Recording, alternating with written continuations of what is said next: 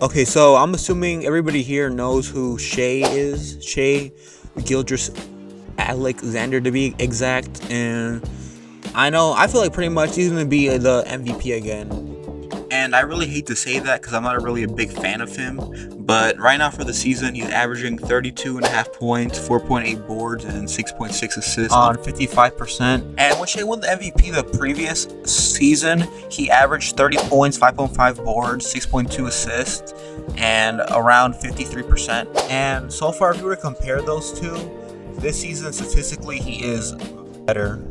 And so far, OKC has a record of 26-4, which is actually pretty good. And they're actually on track to be a 60-plus team win, probably a 70. I feel like they're capable of it. I feel like it just ultimately comes down to how bad they want to win. And let's get back on SGA. And so far, he's averaging around like 10 free throws per game, which is a big part of why he's averaging over 30 points per game. But if you were to ask me, ultimately, I feel like Nikola Jokic should be the MVP because he's averaging around 29 points, 12 boards, and 10 assists on 60%. And statistically, he is better than Shea. But they're not going to give him the MVP because Shea is Shea. And they're not going to give the MVP to anybody else because what Shea is doing for the NBA is just crazy because he's flashy, he does everything, he's not boring like how some players are.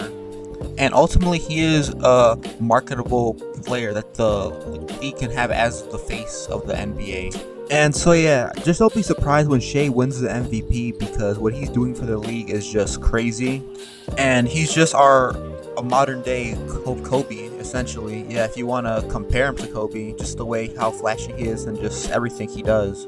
And so yeah, that's really it. That's all I have to say. Shea's going to be the MVP again. I really hate to say that because I feel like there's other players that statistically should be the MVP, but they're not going to give them the MVP because they don't want to give the MVP to the same player over and over again.